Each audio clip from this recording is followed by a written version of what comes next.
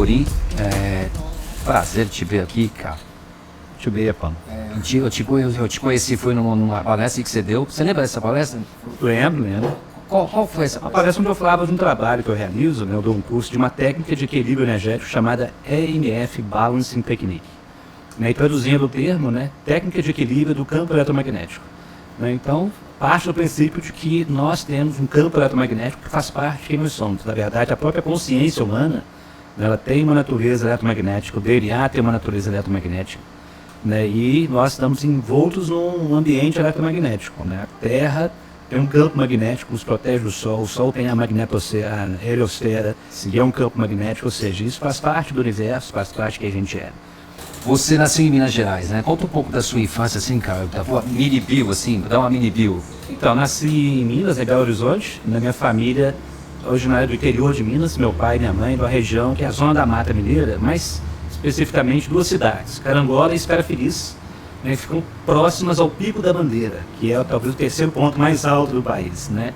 Então, uma região produtora de café, né? Então, meus irmãos nascemos na cidade grande, capital, BH, mas nossa infância, melhor momento era as férias, quando a gente ia para a fazenda da avó. Nessa região, e onde é uma região de plantação de café, né, tradicionalmente. Né, e também tem muita, ainda, né, tem resquício de Mata Atlântica, então foi uma infância, né, muito rica, né, tá ali no contato com essa vida simples, né, do interior, e também em contato com a natureza, que é algo que eu acho que o nosso mundo precisa cada vez mais, as pessoas precisam valorizar mais esse contato. E você sempre foi, assim, você sempre foi de uma natureza que tinha esse tipo de busca, ou como é que você acha que Não. Como é que você... Quando a gente nasce da cultura, a gente vai aprendendo com o que os pais te ensinam, o que a cultura te ensina, né? Então, eu cresci dentro desse ambiente. Estudei, né? Enfim, fiz a formação toda até chegar e fazer o vestibular. E fiz o vestibular para engenharia metalúrgica porque meu pai trabalhava na área. Então, eu não tinha, na verdade, muita consciência de busca espiritual, apesar de gostar de temas relacionados, mas nunca tinha mergulhado. E foi exatamente quando eu me formei em engenharia, né, e estava iniciando um caminho profissional, consegui um emprego numa grande siderúrgica que se localizava no Espírito Santo, né, em Vitória, no Espírito Santo, e mudei para lá para iniciar minha carreira como engenheiro. E foi ali que aconteceram aqueles eventos, né, encontros, né, então, basicamente um amigo que eu conheci, que também era um engenheiro recém-formado, nós moramos numa espécie de uma república. Né, e esse amigo já tinha uma busca, né, espiritual, digamos assim, né, por autoconhecimento, e na verdade ele estava mais envolvido com o estudo do espiritismo. Me apresentou, né, aquelas ideias, e quando eu comecei, né, a me familiarizar com aquela informação, foi como se eu conhecesse aqui. Então eu digo que ali foi o meu primeiro despertar para essa possibilidade de que existia mais coisa do que a gente percebe na nossa realidade física. Né? Então eu mergulhei profundamente no estudo, primeiro, né, do espiritismo, através da codificação primeiro, para ter uma base, para entender aquela filosofia espiritualista, e depois lendo os livros do Chico Xavier, principalmente, que falam, né, dos planos extrafísicos. E para mim aquilo era tudo muito familiar, né, como se eu soubesse daqui. E foi nessa época, né, além do conhecimento, além das informações que vieram através dessa filosofia, né, religião, enfim, que é o espiritismo, eu tive experiências, né, pessoais e profundas que me fizeram mudar totalmente a minha trajetória de vida. Eu comecei a sentir que minha alma desejava outras coisas, né? Existiam mais coisas. E eu tive experiências que me mostraram realmente que a vida é muito mais profunda e muito mais ampla do que nós aprendemos a princípio. E nós não somos levados a questionar esse respeito. A gente vai aprendendo, né, o que os pais ensinaram e questionamos, e a vida vai passando, e muitas vezes chegamos em momentos onde a gente não está satisfeito, né, não está feliz, porque falta alguma coisa que é esse chamado da alma. Né? Teve uma escala de DMT na tua vida? Não foi usando nada, foi uma experiência o que é chamado de um êxtase, né? De uma experiência de expansão de consciência. Aconteceu durante uma leitura, né? Naquela época eu estava imerso, né, no estudo do espiritismo, mas eu não estava preso só ao espiritismo, mas eu estava entendendo aqueles conceitos. Primeiro, de que existem dimensões invisíveis. Segundo, que o ser humano ele é um espírito mortal, ou seja, existe uma alma que é anterior ao nascimento físico, a esse globo, e que continua depois. Então esses conceitos estavam muito claros para mim. E num belo dia eu estava lendo um livro, e de repente alguma coisa que eu li me tocou profundamente. Eu tive o que eu vou chamar de uma experiência de êxtase. Não dá para descrever de outra forma. Eu senti uma plenitude, né, e uma presença de um amor tão profundo que eu entendi que isso era a base de tudo.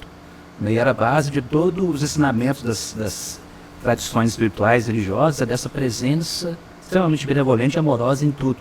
Né, e que muitas vezes a gente não está consciente. Naquele momento eu me tornei consciente disso. Através da leitura você tem A leitura foi uma chave. Foi um gatilho, como se diz hoje, né? Foi um gatilho. Despertou algo, como se eu estivesse já amadurecendo para aquilo, né? Eu estava preparado para ter aquele vislumbre. Então eu tive essa experiência e ela continuou. Né? Eu tive esse sentimento, nessa expansão, e ao mesmo tempo eu percebia meus corpos vibrando, como se a célula estivesse vibrando. Então foi uma experiência energética e física, corporal também. Daí logo depois dessa experiência eu fui deitar porque era muita energia que estava fluindo. Né? Eu sentia mesmo uma carga energética intensa.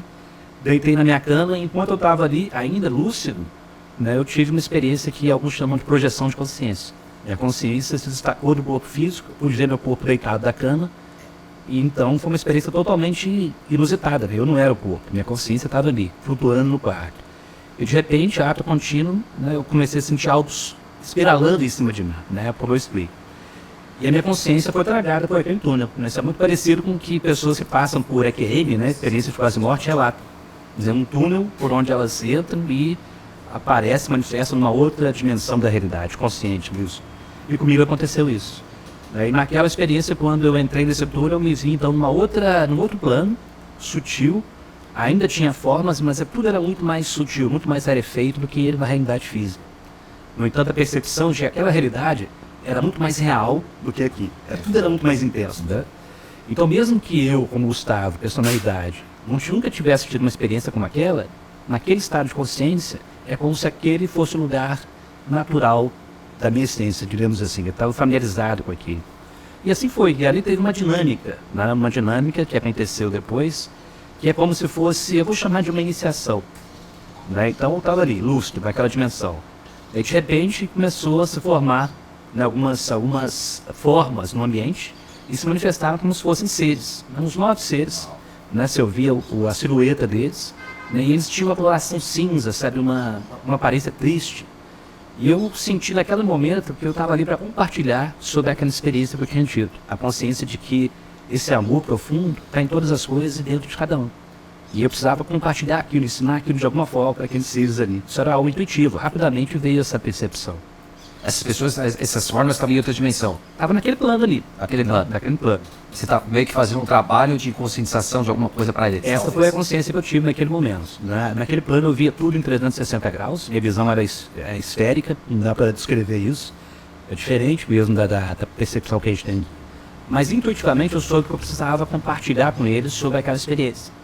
E na hora que eu pensei isso, se plasmou um livro na minha frente. Porque a minha experiência tinha sido através da leitura. Sabe? E quando eu tentei pegar o livro, ele desapareceu. E aí me veio a consciência de que eu estava ali para compartilhar algo, não que vinha dos livros, mas algo que viesse de dentro de mim. Precisava ser aquele sentimento, aquela experiência que eu tive. Então, me coloquei na frente daqueles seres ali com essa intenção, só que eu também tinha algo dentro de mim que eu desconhecia. Né? Que foi uma apreensão, eu cheguei, me aproximei e falei, olha, estou aqui para compartilhar com vocês sobre a experiência do amor. Mas quando eu falei isso, um deles se levantou assim com uma energia muito crítica e ácida, né, e agressiva, e falou assim, isso tudo é uma bobagem, não existe esse tal de amor, isso tudo é uma grande mentira.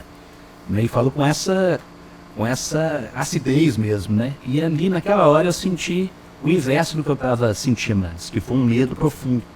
Né? É um medo que estava dentro de mim também, que eu desconhecia, e ali tudo era intenso. E quando aquele medo começou a se manifestar, tudo ao meu redor começou a ficar mais escuro, sabe? Tudo começou a desaparecer e a sensação foi como se eu estivesse encolhendo e lutando para não desaparecer. E foi uma luta ali para poder vencer o medo desse momento, né? Então isso que eu chamo de uma iniciação. Eu estava lidando com isso, estava dentro de mim. Esses não seriam os seus aspectos, esses 9? Exato. Depois eu entendi como sendo todos esses, tudo que estava ali era um aspecto interior, como se fosse dentro de mim, aspectos da minha alma com que eu estava lidando, uma dinâmica interior. E aí o que aconteceu foi que eu percebi uma criança se aproximando de trás da perspectiva, né? E ela estava sofrendo com aquilo também. Da mesma forma como eu, ela também estava com medo, e aquele medo a fazer sofrer. E quando eu percebi isso, surgiu de dentro de mim um sentimento de compaixão, a vontade de envolver a criança, de dar um abraço. E nesse momento, surgiu aquele sentimento que eu estava querendo expressar, que é de compaixão, de amor, de acolhimento, de integração. E nessa hora, aquela energia, porque surgiu como energia, eu só posso escrever dessa forma, ela vinha de dentro, sabe? Não era uma coisa do pensamento, simplesmente fluía do ser. Aquela criança se transformou e na minha frente se formou o que eu chamei de anjo branco. É um ser grande, parecia ter uma bata branca, flutuava, eu não vi o rosto. E a primeira coisa que ele transmitiu para mim, perguntou foi, por que o medo? Se você sabe que o amor é a energia mais poderosa que existe. O cara falou isso pra você, de ter que presente uma parada dessa, vamos sem claquete. Exato, foi essa experiência. É a tua criança. Essa criança provavelmente sim, né? Sim. Simboliza isso, né? E também é uma, eu diria que é uma figura arquetípica, né? Cada um de nós tem uma criança e a maioria de nós, essa criança está ali amedrontada porque ela não é tratada com o respeito que deveria. Nossa sociedade não tem esse, digamos assim, essa consciência em geral. Né? Claro que isso varia de família para família. Eu, por exemplo, minha família nunca tive maus tratos, né? Mas isso é algo muito mais antigo. Né? Depois eu identifiquei como vindo da linhagem, né, ancestral dessa criança ferida. Então é como se ela precisasse ser curada. Né? E a criança é símbolo de quê? De alegria, símbolo de curiosidade, sabe? De explorar a vida, de imaginação. Né? Então são aspectos do ser, à medida que a gente vai envelhecendo na nossa cultura, né, esse aspecto vai sendo oprimido, né, e não vai sendo valorizado. Então isso acaba acontecendo. Então isso fica dentro de nós. Mas enfim, voltando, né? Isso era depois já de você ter percorrido o Chico Xavier? Durante aquele momento. Foi meu despertar. Foi um ano e meio, eu fiquei naquele mergulho, né? Tentando descobrir isso e tive essa experiência. Foi um sonho longo, né? Porque foi um sonho longo, foi uma narrativa quase completa de iniciação, né? Sim, então a parte importante que se conecta com o meu trabalho atual e com o meu caminho que se seguiu depois. Sim. Esse ser que se plasmou, né? Eu chamei de anjo branco, como se fosse um mentor. Eu não vi o rosto dele. E a primeira coisa que ele transmitiu foi essa: porque o medo, se você sabe que o amor é a energia mais poderosa. E logo depois ele começou a me orientar. Né? Eu lembro dessa parte, mas eu não lembro dos detalhes do que ele estava me orientando. Né? E ali é como se a gente estivesse caminhando lado a lado e ele me dando instruções. E no final da experiência, né, eu estava terminando a conversa com ele, apareceu um urso negro do meu lado. Então tudo isso é simbólico. Né? Na época eu não sabia, mas se aproximou depois eu entendi esse simbolismo. E ele falou: não precisa ter medo, ele está aqui para te ajudar. E logo depois dessa conversa, senti formar uma espiral embaixo de novo da minha consciência e eu fui tragado e voltei no corpo. E o curioso é que essa experiência aconteceu no finalzinho do dia, né, quando a luz do dia já está deixando esse dia. É a hora da... E parecia que tinha sido horas aquela experiência, assim, muito tempo, né, as conversas e tudo. Só que quando eu voltei, a luminosidade era a mesma, ou seja, não tinha passado, quase não tinha passado tempo. Né? Então eu tive num outro plano da realidade, onde o tempo realmente, né, não é como o tempo que a gente tem aqui. Né? Então o nome que você coloca aqui é tudo ao mesmo tempo agora. Né? A ideia do agora, né? Plano espiritual, esse tempo espiritual é diferente do plano na Terra. Você teve isso de graça, assim. Foi espontâneo, né? Assim, foi no sentido de que eu já estava buscando. Eu estava numa busca profunda, eu estava sentindo aquele despertar. Né? E eu acredito também que muitos de nós já têm uma certa bagagem, né, que traz e precisa só mesmo desse gatilho para despertar. Né? Depois eu fui entendendo isso, mas o fato é que isso me levou a não duvidar mais da existência de muito mais do que a gente observa, né, e do que é ensinado. E aí começa a acontecer o que eu chamo de sincronicidades. Né? Não é eu que chamo, esse termo foi quem popularizou ele foi Jung, né? Também um profundo conhecedor da alma humana, estudou esses fenômenos profundamente, né? E hoje, né, tem um reconhecimento maior, mas ainda é pouco compreendido. Mas basicamente as sincronicidades são essas coincidências, né, significativas, ou seja, não são coincidências, existe um propósito por trás delas, encontros, né, informações que você acessa que vão te dando, né, uma orientação. Sim. E comigo aconteceu assim. Tem que estar ligado, né? Tem que valorizar isso, né? Tem que estar atento, tem que observar quando isso acontece. A intuição é mais do que intuição. É como a intuição faz parte disso. Eu acho que isso é parte da intuição também, né? Então tanto o feeling, né, o sentimento que às vezes chega e você, eu vou escolher fazer isso ao invés daquilo. Sim. Né? Isso a gente pode chamar de intuição, mas muitas vezes é isso, você percebe coincidências que vão te indicando um caminho. Mas isso é tão importante, não, porque assim, por que valorizar isso que está dizendo? Porque a pessoa que escuta isso, ela vai em direção a uma abertura que é de fato a nossa de volta para casa, né? Assim, tipo... Aí eu falo um tempo que eu vou chegar lá, que é importante. Que aí eu estava chegando, então logo depois, né, no ano 2000, né, que eu passei por 99, também não foi a psicologia, eu comecei um processo de terapia também, né, para me equilibrar, né, e eu compreendi que o meu trabalho teria que ser com alguma técnica de equilíbrio energético. Por quê? Quando eu tive aquela experiência, eu senti meu corpo vibrando, era energia, sabe, não tinha como negar isso. Então, de alguma forma, e também dentro do espiritismo e outras tradições, né, mais holísticas, sempre se fala sobre energia, trabalhar chakras, por exemplo, meridianos. Isso é comum em tradições antigas. Então, isso é um fato, digamos assim, né? Então, trabalhar com energia também é uma forma de aprofundar o seu autoconhecimento. Então, eu me enveredei por esse caminho. Comecei a pesquisar. Dinheiro, né? Não mais tendo dinheiro. Isso dentro da engenharia também é uma outra forma de energia, mas basicamente é aquela história, que você pode transformar a energia em diferentes estados. Sim. E a consciência humana também. Né? Como nós somos seres feitos de energia, né? Então, teoricamente, né, nós poderíamos transformar o tipo de energia que nós carregamos. E a nossa consciência é energia também. Sim. Então, o que eu chamo de expansão de consciência é trabalhar, né, a nossa consciência, o autoconhecimento, os conteúdos internos, de tal forma que nós podemos expandir, né, a nossa percepção do mundo de quem nós somos. Né? Como se a gente chegasse num estágio de um quantum de energia mais elevado. Então, você também abarca o universo de uma forma diferente. Você está usando habilidades, talentos e dons internos que antes estavam adormecidos, que agora estão ativos. Então, através da energia, eu sabia que eu poderia conseguir esse tipo de... Pelo processo da depressão, você já começou a buscar algo mais palpável, assim? E aí eu fiz o curso de Reiki, que na época estava muito em alta, né? E o Reiki é uma terapia muito comum, muito fácil, muito acessível. Né? Uma forma de você trabalhar com energia, né, utilizando as mãos, que é muito fácil e traz um equilíbrio muito rápido. Então eu fiz um curso de Reiki na época e aquilo começou a me ajudar a sair da depressão, né? Sair daquele estado terminal. Mas aí, intuitivamente, eu sabia que existia alguma coisa que não era o Reiki. Eu pesquisei várias formas de trabalho energético na época, né? Pura prânica, massagens orientais, acupuntura, que era o que estava disponível, mas eu não sentia aquela sintonia, ressonância, como a gente diz, né? Legal, mas é como se tivesse alguma coisa que eu iria descobrir ainda que não estava ainda no meu radar, como se tivesse, né? Aí aconteceu o que eu chamo de uma sincronicidade daquelas que não tem como negar. Na época, eu tinha ainda um relacionamento com uma namorada lá de Vitória, né, que também tinha entrado na empresa junto comigo. Nessa época eu estava morando já em Belo Horizonte, tinha saído de lá, mas eu continuava visitando ela, né, de vez em quando.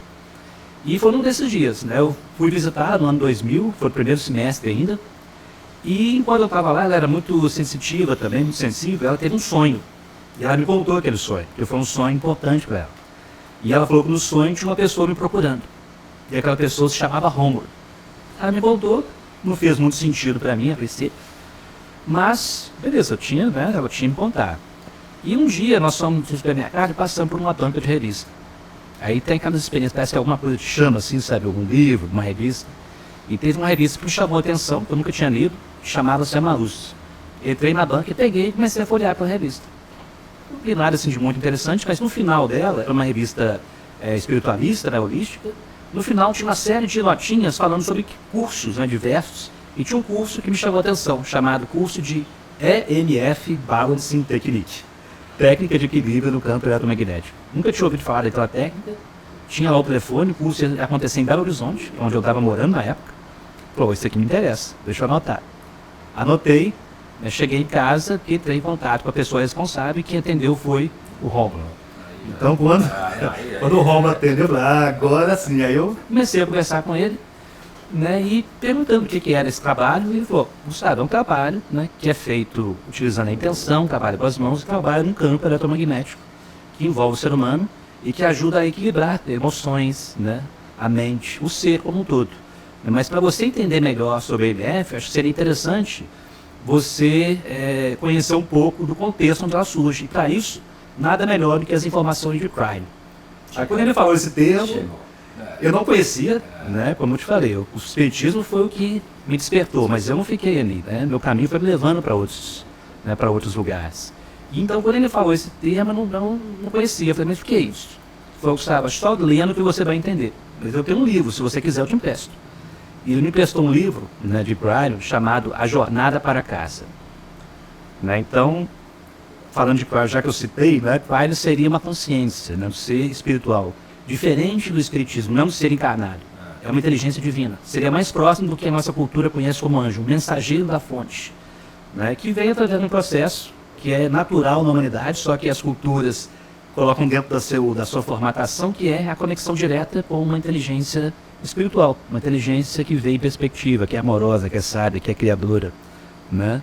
E Cryon se dá esse nome por uma questão neurológica, mas não vou entrar nisso agora. Não. Agora não, mas a gente podia falar disso também no processo. Depois nós vamos falar. Mas enfim, então ele me falou desse livro chamado A Jornada para Casa. Né? Achei curioso, né, o título, A Volta para Casa, e comecei a ler o livro. E quando eu comecei a ler, ele fala de um personagem chamado Michael Thomas, que é um ser humano que vivia uma vida sem muito atrativo, ele estava deprimido, ele trabalhava numa empresa, num cubículo, né, ficava todo o dia inteiro ali, voltava para casa e ia para a empresa. Não tinha namorada, ele estava deprimido, enfim, a vida dele estava sem nenhuma cor, digamos assim, sabe? Ele estava sobrevivendo. E aí na história, um dia ele chega em casa e ele encontra um ladrão dentro de casa e começa uma luta com esse ladrão. Ele cai, o ladrão pisa no pescoço dele, de repente, né, o cenário muda. E é como se ele estivesse tendo uma experiência de quase morte. Então ele se viu num ambiente muito amplo. E naquele ambiente, né, ele não sabia onde ele estava, o que estava acontecendo. E ele percebe, né, um ser se aproximando. Né, à medida que esse ser se aproximava, ele foi descrevendo, né, era um ser que tinha uma bata branca, né, um ser que parecia flutuar, se aproximou dele e não tinha face. E a descrição foi exatamente a que eu tive 2 anos antes. Né? Então, quando eu li aquilo ali, eu falei, puxa, na minha experiência. Então, ali eu entrei em sintonia com essa mensagem. Basicamente, essa fonte. Então, eu fui levado para ali, porque para mim eu já tinha um contato, digamos, antes da minha alma, antes de encarnar, para poder trabalhar com isso. Tanto que isso aconteceu, né, dessa forma. E na história do livro, né, esse anjo que ele chamou de anjo branco, o mesmo nome que eu dei para a entidade, para essa presença que surgiu na minha experiência, ele começa a orientar esse ser humano, falando que existia uma nova energia no planeta, né, que era uma energia que permitia, né, do ser humano entrar em contato com a sua consciência mais profunda, né, que é a casa.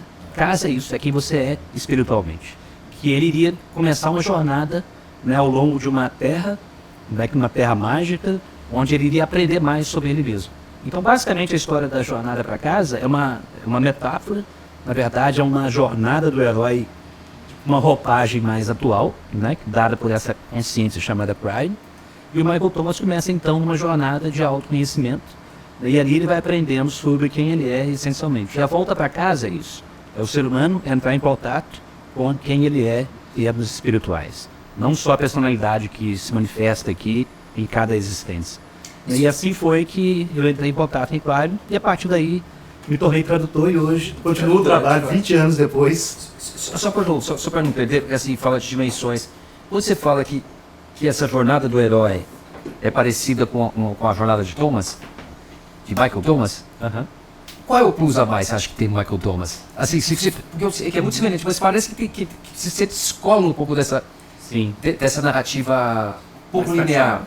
Então, qual que é o diferencial dessa mensagem de Klein? Né? Klein como mensageiro. Então, para começar, né, Klein se apresenta, né, através de um processo chamado de canalização, que é um ser humano que traz mensagens inspiradas, né, e Klein é essa consciência que fala através de um ser humano, trazendo informações sobre o momento que a Terra vive, que é o momento de final de um ciclo e o início de um ciclo de evolução da consciência humana.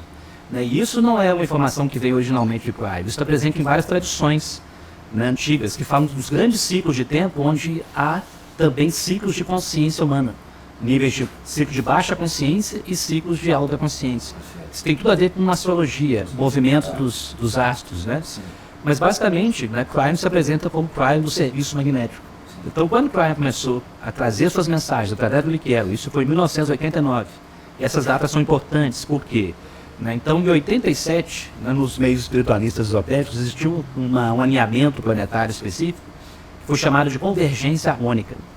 Né? E o que se diz sobre esse momento específico na nossa história é que ali, né, é como se fosse um ponto de medição da consciência humana. Se a consciência humana, coletivamente, estivesse acima de um determinado nível, digamos assim, vibratório ou consciencial, né, é como se fosse a consciência coletiva da humanidade, nós passaríamos por um processo de evolução da consciência. E para essa evolução acontecer, vários mecanismos que facilitam o processo de evolução da consciência começariam a atuar. Um deles, a modificação da rede magnética do planeta. Então, como eu comentei, né, a EMF é uma técnica de equilíbrio do próprio eletromagnético. Nosso planeta tem um campo magnético. Nós não temos consciência disso, mas permeia cada um de nós aqui agora. Isso tem influência sobre nós. Isso já é fato científico. Né?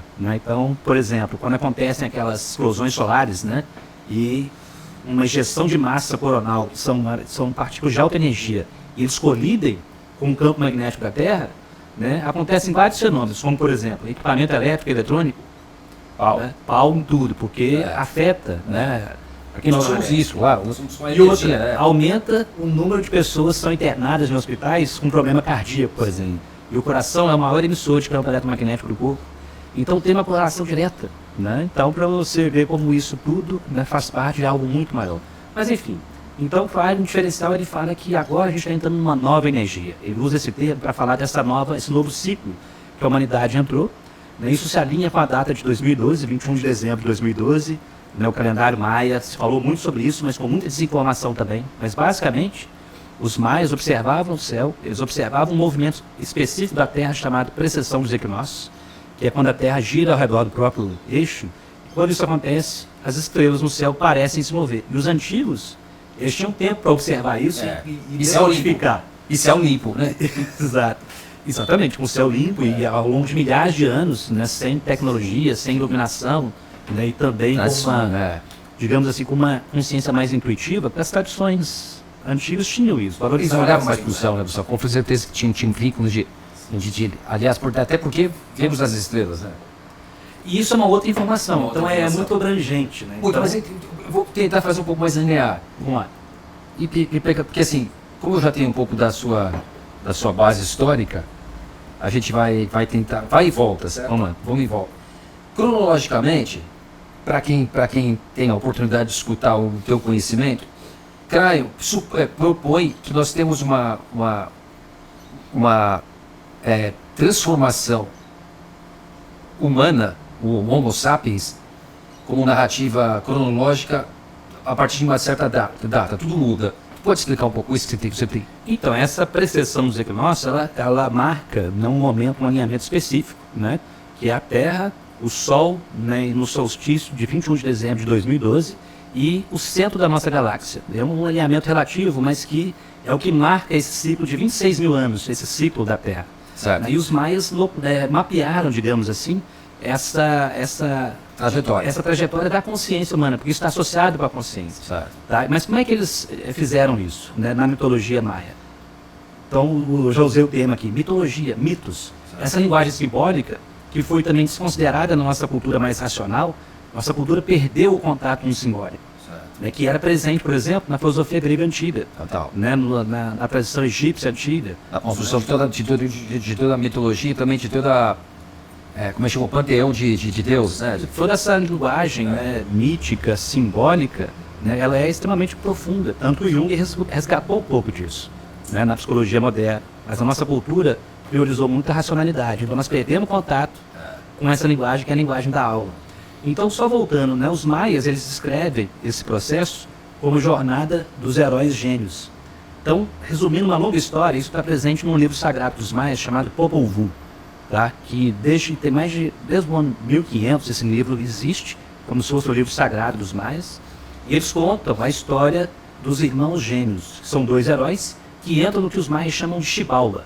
E Xibalba é o submundo, é o mundo inferior. Então na Grécia Antiga também falava-se sobre, né, o Hades, no mundo inferior, no interior da Terra. Na verdade isso representa a entrada no nosso interior, dentro de nós, na nossa alma, né, fazer uma jornada de autoconhecimento. E sempre no início da jornada, nós encontramos um lugar escuro, porque isso representa aquilo que nós desconhecemos de nós mesmos. Então essa jornada representa isso. Eles entram em Xibalba, e nesse Xibalba existiam os senhores do Xibalba, que é como se fossem falsos deuses, né? E esses senhores do Xibalba, eles têm que enfrentar esses senhores do Xibalba, esses aspectos obscuros, que do ponto de vista psicológico representam nossos aspectos mais egóicos, né? Aquelas características da alma humana que são não iluminadas. Né, egoísmo, arrogância, né, uma série de atributos não tão bons assim, mas que fazem parte de uma baixa consciência humana. Tudo representa isso, né? Então qual que é o mito que representa esse momento? Então esses heróis gêmeos têm que entrar nesse submundo, né, enfrentar esses falsos deuses, né, para poder encontrar a cabeça do Deus original na tradição maia, que é o Deus solar, que representa a luz divina, Certo. né, que é o primeiro pai, Hugunapu, que é um descendente deles mesmos. Isso representa, na verdade, a luz espiritual dentro deles, dentro do ser humano. Né? Então eles trazem essa cabeça do primeiro pai, tinha sido, digamos assim, escondida e enterrada no submundo de Xibalba. Então eles têm que fazer um resgate e trazer isso para a superfície, trazer à tona. Quando, né, o primeiro pai volta para a superfície, ele renasce. Esse renascimento representa o renascimento da consciência espiritual do ser humano. É o eu espiritual, né, vencendo ou se sobrepondo ao eu egoísta, o eu pequeno, nosso eu, né, personalidade. Porque nós somos tudo isso ao mesmo tempo. Só que nesse ciclo de obscuridade, quem tem prevalecido é a consciência mais egoísta. Que é o que a gente vê todo ao nosso redor agora. É porque a gente está no momento de que a luz começa a vir à tona, no mito é essa luz solar, começa a brilhar, começa a sair, né, dessas trevas. Então o que acontece no nível da consciência, coletivamente, é que tudo que é obscuro, todos esses falsos deuses, né, arrogância, corrupção, né, o que a gente vê pululando ao nosso redor, né, começa a se mostrar. Sim. E é isso que a humanidade precisa transformar para entrar no novo ciclo da humanidade, que é uma humanidade simbolicamente é chamada uma era de ouro. Na verdade, é uma era de uma humanidade mais consciente da sua espiritualidade e também da conexão uns dos outros. Quando você começa a expandir a consciência, você começa a perceber que o outro, ele não é separado de você, né? Essa personalidade, a consciência do dia a dia, é como se fosse a ponta do iceberg. Mas no nível profundo, nós estamos intimamente conectados em nossa alma. Então, não faz sentido, por exemplo, haver guerra. Guerra é uma prova suprema de ignorância e de atraso. Né? Então, uma das mensagens de Clive é que a humanidade precisa vencer a necessidade da guerra, tanto no nível individual, na guerra entre ideias, né, política ou entre famílias, perceber uma conexão mais profunda, quanto, né, estender isso para as nações. E a gente está passando por um momento de purificação agora.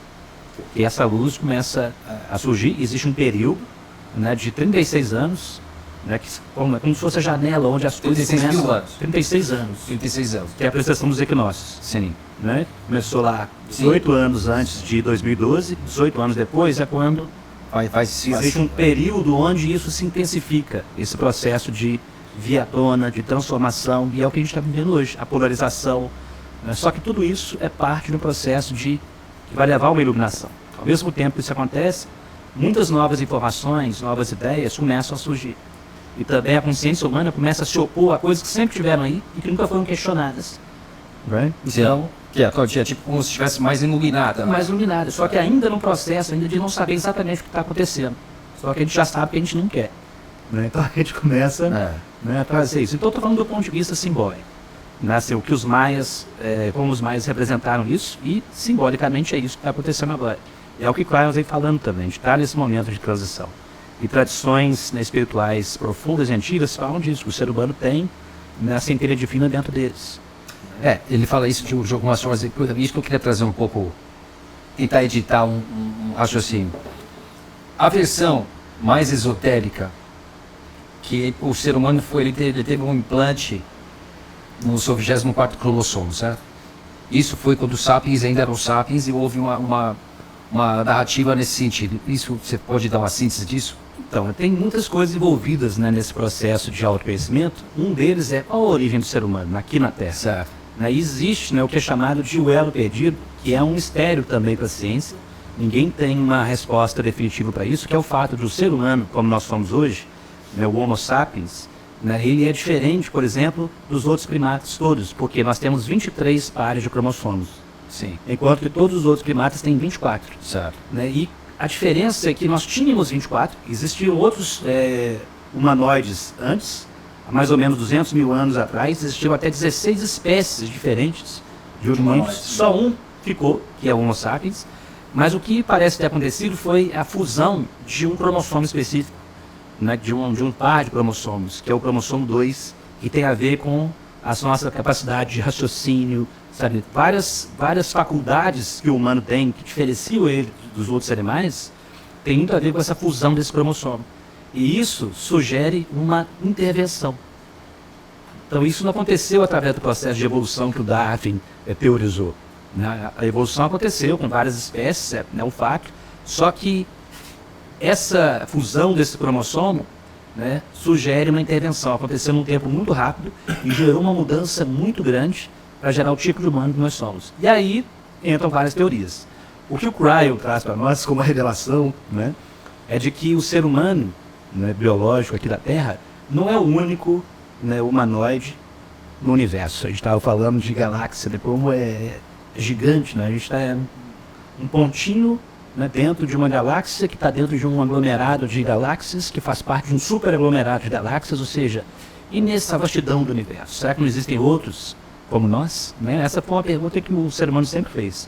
O que o Ryan fala é que essa mudança no DNA e usa um termo simbólico para isso. Foi quando foi semeada a consciência divina num ser biológico, que era mais um animal do que em ser consciente. E então a alma humana foi inserida no corpo e tem a ver com uma alteração no DNA. Mas aí o Ryan traz um aspecto que é mais esotérico, mas que já começa a ser observado, que ele diz que na verdade esse 24º cromossomo permanece, mas ele é invisível, ele é um campo ao redor. E é esse campo que conecta o quê? O corpo físico, a parte biológica, com a parte da alma, que é invisível, que é sutil, mas que tem uma conexão energética. E aí entra de novo a natureza eletromagnética do DNA como sendo importante para essa conexão do corpo com a alma. E segundo o Ryan, é esse aspecto energético que está sendo, e para usar um termo, né, para a nossa compreensão, está sendo ativado. Ou mais precisamente, véus dentro de nós estão sendo retirados, principalmente com o ajuste do campo magnético e no processo de autoconhecimento também, quando nós mergulhamos, começamos a fazer transformações, né, tirar de nós aquilo que não somos nós essencialmente, mudar nossas atitudes, né, mais egoístas, para uma atitude mais altruísta, né, aumentar o nosso nível de consciência. Esses véus que impedem que essa luz espiritual se expresse através de nós são retirados. E isso é uma metáfora também da ativação das camadas internas desse DNA. É como se fossem as dimensões internas. Eu estou fazendo um paralelo com aquela minha vivência, né, aquele anjo que surgiu, também no aspecto do meu ser. Eu sei disso, qualquer ser humano. Né, nós temos um aspecto que é divino. Né, e ele existe dentro de nós, só que ele é suprimido. Nós precisamos tirar os véus, né? Ou seja, as concepções errôneas de quem nós somos, limitadas, para que esse aspecto nosso possa se manifestar. E quando ele se manifesta, nós chamamos de virtudes, né, que são atribuídas à alma, né, a Deus, começam a fazer parte, né, das nossas atitudes, dos nossos pensamentos. E é isso que vai trazer mudança na sociedade, é isso que a humanidade está buscando. Né? E os sistemas que nós criamos para conviver vão começar então a espelhar mais, né, essa nova consciência, como por exemplo sistemas mais justos, né, onde a colaboração, né, prevalece ao invés da competição, né, onde nós podemos colaborar e cada um ser valorizado por aquilo que ele tem de único. Então tudo isso começa a se tornar algo essencial, né, e os sistemas que não tiverem sintonia com isso vão começar a ter dificuldades. É porque existem duas hipóteses. Se isso não acontecer, vai acontecer uma falência de um sistema comportamental. Porque nada fica parado. Ou você vai para evoluir, não. E qual é a evolução? Então você pode permitir uma utopia dessa, de um exercício civilizatório que tem essas características. Senão você fica para onde a gente vai. É pro fim. Exato. E a gente é muito próximo, né? E essa que é a história, assim, né? Se a gente observa de uma perspectiva mais ampla, imagina, quando você começa a ter essa visão, né, de ciclo e de que a humanidade vem de um ciclo de baixa consciência, a sociedade que nós construímos reflete esse ciclo, reflete o nível de consciência que nós temos coletivamente. Só que se a gente começa a aumentar a consciência, começa a entrar no ciclo de mais iluminação, o sistema que nós construímos não funciona mais. Não funciona mais. E é isso que a gente está sentindo. F5, né? Oi? Tem que dar o F5. Tem que mudar. Tem que mudar. Né? Só que algumas pessoas acham que isso vai acontecer de uma forma cataclísmica, né? Como se fosse uma quebra total, mas isso já é um caos que não sei se é benéfico. Sim. E outros, né, acreditam que essas mudanças já estão vindo através da mudança de consciência dos humanos que começam a despertar, que começam a perceber que esse sistema não funciona mais e começam a propor coisas novas, como os solidários que você vai trazer aqui, cada um na sua área. Cada um na sua área. Na área da educação, por exemplo. Sim. Né? A nossa educação ela não valoriza, por exemplo, o conhecimento, o autoconhecimento. Não valoriza a criança conhecer sua alma. Por exemplo, não valoriza a filosofia, não valoriza a arte. Expressões que permitem, né, a expressão da alma e não só uma educação que é focada num modelo de sociedade e de mercado. Gustavo, isso é tão importante e tão evidente que isso deve acontecer. Se você pega um ser racional, como esse ser pensante que existe na sociedade, o mindset é tão atraente para uma obscuridade que isso que você está falando é tão coerente. Você cuidar do campo emocional de uma criança, você dá um alimento que seja de básico, né? Cara, a sociedade melhora. Então, de novo, você entende, nós viemos de um nível de baixa consciência, aí você tem até compaixão de entender isso, sabe?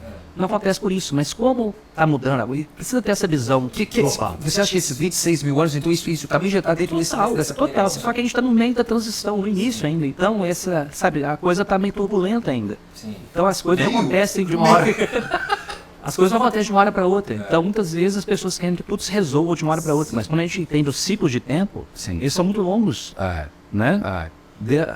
Nós medimos o tempo desde a era de Cristo, né? Que foi um ser que veio trazer uma mensagem profunda que até hoje não foi entendida. E não é praticada. Não, mas então, legal você está falando isso. Por exemplo, se a gente fosse falar de mitos fundadores, nossos mitos que são agora, esses atuais, quando você fala de Guerra das Estrelas, Matrix, Avatar e qual é o outro que é sinistro? Blade Runner. Quem é que criou esse consciente catastrófico? Nós, certo? Ele se apresenta, de uma certa forma. Cadê o desenho diferente disso? Isso se apresenta muito, não é, Gustavo? Acho que começa a se apresentar, sim. Mas só que, aquela história, a massa ainda está imersa no velho paradigma. Mas começa a se apresentar. Mas começa a se apresentar através de grupos que despertam, porque o processo não é individual, existe o livre-arbítrio. Então, cada ser humano faz a sua escolha. Sim. E à medida que ele vai despertando, ele vai se conectando com grupos que têm afinidade de pensamento. Né? E esses grupos, vou usar uma metáfora, eles começam a iluminar, a criar uma luz no campo. Esse campo ele existe, né? É outra temática que o Crime traz. Nós estamos envoltos num campo que é invisível, mas que influencia o que está ao redor. Né? Então, a metáfora que o Crime gosta de usar, imagina você numa sala escura e alguém acende um fósforo. A luz é pouca, mas um pouquinho de luz numa sala escura faz com que todo mundo veja melhor. Então você começa a enxergar coisas que antes você não enxergava. Sim. E isso acontece na consciência também. Então poucas pessoas que começam a despertar, né, e a produzir uma consciência mais iluminada, né, são como faróis mesmo para outras pessoas que estão também no processo, que têm o mesmo potencial dentro delas, só que, porque não são ensinadas assim, não são incentivadas a despertar, ainda não estão no nível de consciência. Mas começam a perceber possibilidades que antes não viam. E você consegue fazer um exercício assim, vamos fazer nós aqui um exercício de visualização. Como que é essa cidade, como seria esse momento próximo, transformado na sua opinião assim? O que aconteceria? O que muda esse castelo vizinho, na tua opinião? Bom, primeira coisa, resolver as necessidades básicas do ser humano. Então vai ser um mundo onde, primeiro, né, cada ser humano tem que ter alimento. Básico. Né? Suprir a necessidade de sobrevivência. E, segundo alguns visionários, né, cientistas e também místicos, a solução para isso já existe, até tecnologicamente. Só que isso não é implementado, porque existem interesses mais egoístas que impedem que isso se manifeste. Né? Então, tudo isso é parte de mudança de consciência, percebe? Então, a resistência à mudança é o velho, a consciência mais egoísta, limitada, que impede ainda que tenha resistência a que aquilo que já está disponível em termos de solução possa ser realmente implementado. Então, primeiro, alimentos para todos. Não é possível, né, garantir isso, para que não haja fome, para que haja pelo menos alimentação, até para a pessoa funcionar bem biologicamente. Né? Depois, sobrevivência. Educação. Né? E educação entra a questão, não é só ter escola para todos, mas o tipo de educação que se dá para as crianças. Claro. Né? Tem que ser uma educação que valoriza os aspectos também psíquicos do ser humano, não só aspectos econômicos, né? de desenvolvimento de um conhecimento só voltado para o modelo de sociedade que a gente tem atualmente. Então voltar, por exemplo, para o autoconhecimento, por que não trazer conhecimento, por exemplo, de tradições espirituais diferentes? Para que a criança possa perceber. E mostre onde elas existiram nesse processo de 3 mil anos. Onde que estão essas escolas? Bom, teve uma proposta de uma escola dessa na Grécia Antiga, né? Quando Platão, né, na República, ele fala sobre a sociedade ideal, né, a educação é fundamental, mas a educação incluía esporte, incluía artes, incluía filosofia, né, incluía uma educação integral do ser. Né? E Platão era um ser que conhecia, digamos assim, essa natureza espiritual do ser humano. E essa natureza multidimensional, vou chamar assim, da realidade. Então isso precisa ser contemplado também. Só que até isso existir uma clareza e um consenso, talvez nem haja consenso, mas pelo menos considerar essa possibilidade, há um tempo ainda. Porque é preciso desconstruir todo o condicionamento que nós fomos, que nos foi imposto por milhares de anos, né, de percepção. Tem uma coisa equionista, como diz o Miguel Nicoleles. O cérebro humano ele tem são 6 pilares que ele elenca. E o hedonismo é muito forte, que você sente prazer com poder. E nosso cérebro foi moldado para essa questão, e é difícil você mudar esse poder, né? Porque se você pega o Mestre Jesus e fala, qual é o teu poder? Né? Meu poder não é desse reino. É outra coisa que a gente fala, né? Sabe? Esse avatar, Jesus Cristo, veio e falou uma coisa assim, muito palpável. Meu reino não é desse mundo. Desse mundo. Sou. Aí a gente entra uma questão mais profunda também, porque, por exemplo, né, vamos tocar um tema aqui importante. Nós estamos num momento de virada de ciclo. Curiosamente, né, os conhecimentos mais talvez profundos de Jesus, eles foram, né, digamos assim, foram deixados de lado. Sim. Então agora, mais recentemente, quando eu falo recentemente, assim, se a gente falar de ciclos de tempo muito grandes, foi descoberto a biblioteca de Nag Hammadi. Que é o maior tesouro arqueológico que a gente pode São os evangelhos apócrifos que são no século II, século III, que tem ensinamento de Jesus que não é ensinado pelas religiões tradicionais. Por quê? Lá atrás, no século IV, quando o Estado, Roma, né, se apropriou do cristianismo, né, houve concílios que eliminaram certos textos que não tinham a ver com a doutrina que se queria. Sim. Né, e desde então, o cristianismo, por exemplo, é ensinado por esse viés. Só que existe um viés que é a civilização que é mais original, e que tem ensinamentos profundos de Jesus, que fala do mesmo tipo de conhecimento, por exemplo, que existia no Egito Antigo, na tradição mística do judaísmo, na Cabala, que é o quê? A divindade não é Jesus, ou não está longe, está dentro do ser humano, está em toda parte. Essa é a grande verdade. Isso é ensinável, inclusive, né? Ensinável. Então, aprender sobre isso, quem vai aprender? Né? Então, isso tudo precisa começar... Tem que ficar na escola. Tem que dar. Então, essa que é uma das ideias, né? Trazer talvez essas referências. Né? Essas iniciativas, pequenas iniciativas, trabalhando esse campo de consciência, né? de valores, de virtudes que são muito palpáveis, né? Exato. Porque isso é coerente. Poxa, né? Cara, quanto é que se gasta de armamento no mundo por ano? Você conserta o mundo 3 vezes. Então tem uma insanidade aí, não, você é louco. Isso aí mostra, isso é um sintoma, né, do tipo de consciência que a nossa humanidade desenvolveu. Né? E como ainda, né, é um processo até a gente começar a mudar. Eu acho que isso é geracional. Né? As gerações que vão chegar, é uma outra informação que o Brian traz, existe até um tempo para isso, existe polêmica, mas à medida que essa energia, digamos assim, vai mudando, as novas gerações que chegam já vêm menos condicionadas por esse paradigma antigo e jamais preparadas para um novo paradigma, que é um paradigma de colaboração, né, de consciência, de harmonia, que é importante. Outra coisa Eu acho importante. que essas crianças que estão chegando aqui, elas já estão com medo de acabar o mundo, né? Elas sentem isso instintivamente. Elas têm uma intuição mais aguçada do que as gerações anteriores, e menos condicionadas, eu acho. Apesar de... Sim. Apesar que tem mais que a gente está no meio da mudança, isso não parece tão óbvio assim. Sim. Talvez a gente vai começar a ter percepção disso mais clara em termos coletivos daqui a alguns bons anos ainda, mas para quem começa a observar e começa a sintonizar com essas outras possibilidades, começa a perceber que isso já está acontecendo. Tu está trabalhando com teurgia, né? Você sempre trabalhou com teurgia, né? De uma certa forma, assim, mesmo intuitivamente, né, Gustavo? Isso aí, então, esse termo, né? Vamos começar por aí. Então, esse termo teurgia, ele surgiu, né, lá para o século 3, 4 depois de Cristo, dentro do contexto das escolas neoplatônicas, né, que por sua vez trabalhavam também com tradições que remontam até o Egito antigo, herméticas e tal.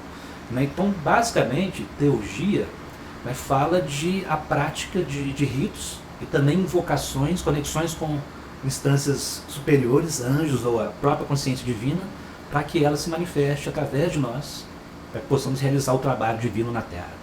Então, teurgia, o nome teur, né, é o trabalho divino.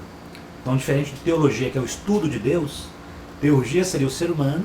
O que é divino nessa palavra? Na etimologia Theos. dela. Theos.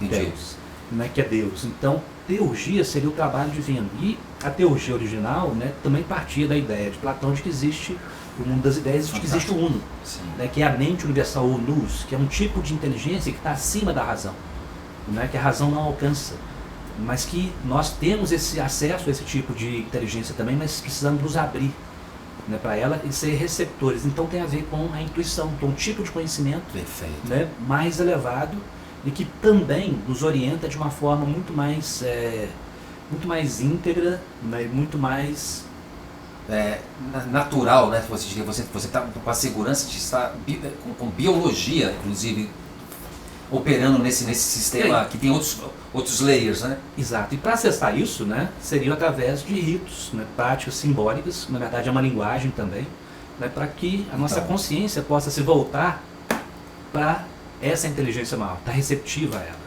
Por que eu A estou falando partir daí realizar o seu caminho aqui. É uma outra forma de... Mas você usa visualização, muito disso, né? Também, visualização. Visualização é uma ferramenta dessa prática, não é isso?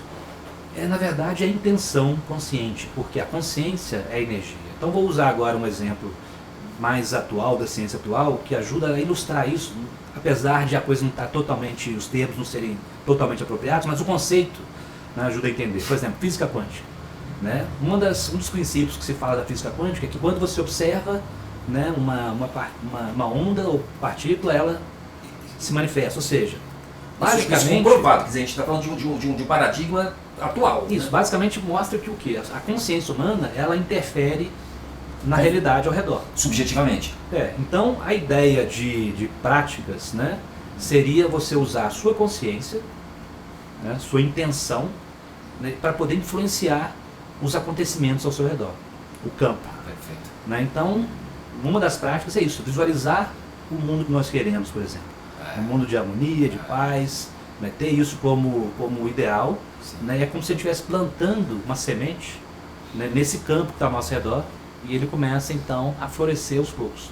Só que para fazer isso, é preciso o que primeiro? Um trabalho interno, para que nós estejamos em harmonia e coerentes com isso que a gente está visualizando. Senão, né, nós trazemos padrões menores, digamos assim, né, conflitos, né, desarmonia, né, e isso acaba trazendo o mesmo tipo de experiência. Então, não é só visualizar e idealizar, é necessário harmonizar. O trabalho interior é fundamental. Para que você crie dentro de você, né, a sintonia dessas virtudes, porque aí sim você influencia para uma realidade nova, senão você está repetindo a mesma de sempre. Você está dizendo harmonizar, né? A pessoa que veio aqui falar com a gente fala de uma limpeza interna. É o mesmo. Os antigos falavam de purificação. De purificação. Purificar esses aspectos mais egóicos, né, da personalidade, da cultura. Por quê? Né? Então, em teoria, nessas tradições, existe uma centelha divina, né? Existe uma consciência que está abafada lá dentro. Que está abafada e que é carregada dessas virtudes. Sim. Né? Essas virtudes, né, que nós chamamos de mestria, né, que os mestres demonstraram. Sim. De fraternidade, compaixão, amor, paz, né? Tudo isso é parte dessa essência. Só que nós não manifestamos isso porque ela está abafada, exatamente isso. E aí... Que tem um poder tão forte, adquirir essas virtudes, ela é difícil, porque ela requer mesmo uma lapidação, né? Tanto dos seus instintos, dos seus acúmulos, né? A gente tem quase que desaprender, na verdade, né? Porque aprender é melhor desaprender do que aprender. Então o autoconhecimento não é adquirir conhecimento, é exatamente desaprender aquilo que não faz parte de quem a gente é. As concepções errôneas que nós temos de quem nós somos, né, os condicionamentos. Então isso é um processo de autoconhecimento. O Crime usa um termo também que é muito apropriado, que é descascar a cebola. Né? Tirar as camadas, tirar aquilo que não é. O que não é. Quando você tira o que não é, o real, o que não é o essencial, o que fica é o que é real, que é a verdade, né? Que é a essência, que é essa unidade. Então o processo de autoconhecimento é isso. Gustavo, eu vou te pedir que você leve a gente de carona numa viagem das cápsulas do tempo, cara. Um pouquinho, pode falar um pouquinho sobre isso? Isso é bem legal, né? Isso, né? Uma outra a gente está falando de conceitos esotéricos, assim, que muita gente não tem problema. Não pode estar familiarizado com isso, né? Porque realmente são termos novos. Mas como diria, um evento atual que permite a gente falar, porque isso está acontecendo. Aliás, foi concretizado, né? A narrativa da abertura das cápsulas do tempo. Não foi isso então. Então, primeiro, está dentro do contexto da visão, da cosmovisão que o Cryon traz. Certo. Né? Mas também, digamos assim, por experiência, você vai sentindo aquilo. Eu, por exemplo, participo, né, desse processo todo, né, desse conhecimento, mas basicamente, qual que é o conceito? Né, de que existe no campo da Terra, então a gente tem que considerar que existe um campo energético que nos envolve. E isso já é fato. Não considerar, isso é um fato. Isso já é fato. Só que esse campo ele tem camadas interiores, profundas, por exemplo, de memórias ancestrais. Certo. Né? As tradições orientais chamam isso de akasha. Sim. Né? O Jung chamou de inconsciente coletivo. Ou seja, cada um de nós, né, manifesta memórias que são da nossa ancestralidade. Né? Então, nessa ideia, né, de cápsula do tempo, segundo o Cryon, né, existe implantado nesse planeta, no campo desse planeta, é como se fossem cápsulas do tempo. São estruturas energéticas, vou chamar assim, né, que estavam dormentes. E com a chegada dessa época de transição, né, 2012, né, essas cápsulas começam a despertar. É como se fossem sistemas operacionais que vão reciclar a memória coletiva. Imagina, a gente tem uma memória coletiva de baixa consciência. Sim. Então, o que está na programação do inconsciente, basicamente são essas memórias. Mas para que a gente possa evoluir, é necessário que haja uma transmutação, vou usar um termo alquímico aqui, Sim. uma transformação dessas memórias. Né, para que até para que as novas almas que chegam, que encarnam, não recebam essas camadas, né, não precisa trabalhar por isso. Então existe um sistema coletivo que é, o que Cryon chama de cápsulas do tempo, né, que é energético, são lugares no planeta específicos, né, que tem um sistema como se fosse de captação dessas memórias, né, e transmutação dessas informações para permitir que novas ideias mais próximas de uma consciência iluminada possam permear esse campo. Né? Então o que o Cryon diz é que no campo já existem, né, as ideias da nova humanidade. Só que para que elas se manifestem como realidade, aí entra a questão do mundo das ideias do Platão. É necessário que haja receptores, sim, ou seja, seres humanos, né, que estejam abertos, né, que possam sintonizar com isso e então manifestar. Isso lembra muito também o conceito da teurgia, que é trabalhar internamente, né, no seu ambiente interno, na conexão do corpo e da alma, né, para que a consciência fique receptiva à informação mais elevada que está presente no campo. É que eles chamavam de a inteligência divina, né, mas são essas ideias mais elevadas que a humanidade pode ter acesso, que pode se manifestar como invenções, pode se manifestar como ideias de sistemas econômicos que sejam mais equilibrados, mais justos, né, ideias de sistemas educacionais que também, né, valorizem e priorizem uma educação mais integral, né, e voltada para a alma, para os valores humanos, né, para essa consciência de unidade e por aí vai. Cadê as nossas referências? Quando chega a Cryon, por exemplo, eu vou falar assim de uma bibliografia dele, são 12 livros que eu li logo de início, falando coisas completamente novas, que não era uma repetição de conhecimento humano. Então quando você lê uma coisa nova, você fala assim, ou essa pessoa está criando uma coisa e tem uma consciência desse calibre, ou quem fez? É tipo você falar assim, Jesus não existiu, beleza, não existiu, mas quem pensou isso? Quem pensou isso conseguiu pensar isso num nível de frequência de acordo com a mensagem. E nesse sentido que eu digo, quando vem Cryon, né, por isso que eu falo, né, porque por causa do 11:11, não sei se é muito desgastante, mas eu acho que para fechar o pacote, 11:11, tem muitas pessoas que veem isso, muitas pessoas me ligam, que sabem do meu gosto sobre o 11:11, que foi um chamado para mim, não entende o que é o 11:11, que é um conceito difícil de entender, né? E eu sei que tu consegue explicar bem isso. Então, tem um entendimento, né? Então cada um pode ter um entendimento, mas basicamente o que eu entendo é isso. A gente tem, de novo, ter esse contexto, essa ideia de que nós chegamos num ponto onde coletivamente há uma mudança acontecendo, uma evolução de consciência que faz parte de um ciclo. Né? Isso já é um ciclo que é estabelecido. Né? Não foi inventado agora. E culturas antigas já viam isso. Né? E nós chegamos no ponto, né, de transição. E quando isso começa a acontecer, existem alguns gatilhos que vão ajudar a despertar a consciência. Então, por exemplo, esse 11:11, muitas pessoas começam a ver horários repetidos. Né? Inconscientemente, isso tem uma mensagem ali. Né? O 11 é um número mestre, né, tem um simbolismo que representa a iluminação. Então, basicamente, né, é isso. O 11, numerologicamente, é iluminação, iluminação. E também se relaciona com essa data, quando as coisas começam a mudar. E Cryon, por exemplo, nós falamos sobre Cryon como sendo uma consciência divina, e o nome é só para uma referência nossa, né? E também um nome novo, que não faz parte de nenhuma cultura, então a gente desconecta de tradições, né, anteriores, mas Cryon, numerologicamente, dá um número 11. Exatamente por isso, porque ele representa uma consciência de iluminação, né? Então, é um mensageiro que traz, né, essas, digamos assim, essas boas novas. Essas novas no tempo, né? No tempo certo. Sim. E a gente vai poder deixar aí algumas informações para as pessoas encontrarem o teu canal, né? Lá tá recheado de informação sobre essa boas novas, então, né? a respeito disso, né? Então, se existe essa mudança acontecendo, né, existem informações e ferramentas que ajudam no processo do despertar e da mudança, né, do autoconhecimento. Então, uma das coisas que nós trabalhamos, eu comentei, né, que eu fui levado até esse trabalho, é a EMF Balancing Technique, técnica de equilíbrio do campo eletromagnético, porque isso é parte do novo paradigma de consciência. O ser humano é um complexo eletromagnético. Nosso DNA é eletromagnético, já existem estudos que mostram isso, né? Nossa consciência tem uma natureza energética e eletromagnética. Então, por exemplo, esse trabalho ele promove um equilíbrio desse campo eletromagnético, e ao promover esse equilíbrio, né, de novo, essa essência espiritual, essa inteligência que é inata, né, que é atemporal, quem nós realmente somos, ela começa, né, a se expressar mais através de nós. Né? Isso começa a vir para a nossa consciência. E com isso nós começamos a mudar vários aspectos da nossa vida, começamos a equilibrar as emoções, começamos a ter pensamentos mais claros, mais coerentes também com o que nós sentimos, com o que nós pensamos, começamos a ter mais consciência da intuição, né? Então, fazer uma leitura mais simbólica também da realidade, que é uma das formas da expressão da intuição, é isso.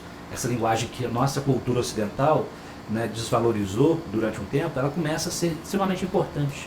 Ela permite uma leitura da realidade mais profunda. Ela é como uma ponte de conexão entre essa linguagem divina, essa mente divina, e a nossa consciência, né? Então, percepção das sincronicidades. Então, você entra num novo tipo realmente de realidade. Você começa a valorizar coisas que são mais sutis, mas que têm um nível de inteligência, né, e de orientação muito mais profundo, que te permite navegar nessa realidade física, mas de uma forma mais equilibrada e sábia. E resolvendo suas questões e também trazendo soluções. E uma coisa que a gente não comentou, mas que é fundamental, né, a conexão com o planeta, que é um tema tão importante hoje.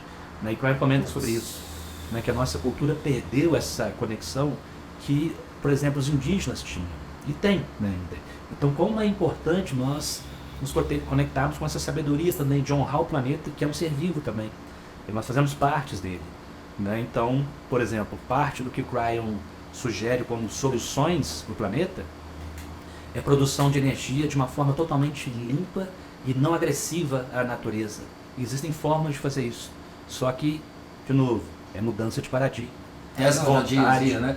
Tesla e outros, né? Hoje tem, né, vários cientistas, por exemplo. Mas é porque ele anuncia isso, cara. Fala que é uma obviedade. Vocês não precisam estar com um sistema de fóssil, né? Ainda buscar energia. Então, né, gerando gás, gerando estufa, aí tem toda essa história do aquecimento. Apesar de que Cryon, ele não é tão, assim, o que ele traz de informação a respeito do aquecimento global, né, não é exatamente como muitos ambientalistas, por exemplo, veem. Sim. Porque ele diz que existe, sim, né, uma aceleração desse aquecimento por conta da ação humana, né, com tudo isso que a gente falou, mas existe um ciclo natural do planeta. Sim. Né, um ciclo de aquecimento que precede um ciclo de resfriamento. Que seria uma mini era de gelo. Uma mini era glacial. E isso é corroborado por registros em cores de gelo, né, núcleos de gelo na Antártida, onde você pode analisar nível de CO2. Então existem pesquisas que mostram isso. Sim. Que ciclicamente a Terra passa por esses momentos de um aquecimento, e esse aquecimento, né, que tem a ver também com distribuição de temperaturas pelas correntes marítimas, né, e também tem a ver com uma mudança de replanificação de vida e de alimento no oceano, né, e que precede um processo de resfriamento. Então isso é uma informação que vem de Cryon, mas que também está presente em estudos que são feitos. Ou seja, nós estamos às vésperas de um resfriamento que vai vir, né? E já deu algumas, digamos assim, alguns vestígios disso em alguns lugares. Globalmente não, mas eu espero que a gente possa ver isso, né, como um ciclo também da natureza. Gustavo, você está agora, eu entendo que você está participando de um grupo que estão estudando as mães pleidianas, certo? Que é uma outra parte aí desse processo.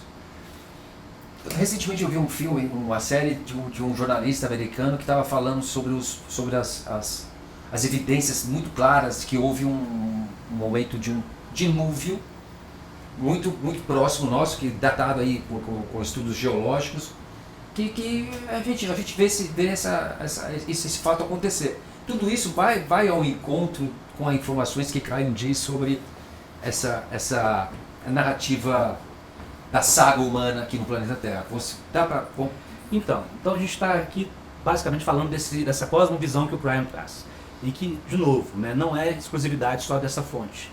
Ela tem interface com diversas culturas e tradições antigas. Tá? É importante salientar isso. Então, por exemplo, uma das informações que Klein traz, né, é sobre a existência de uma civilização humana ancestral de há mais ou menos 26 mil anos que tem ressonância com o ciclo da apreciação dos equinócios, chamada Lemúria. Sim. Tá? E isso não é informação de Klein.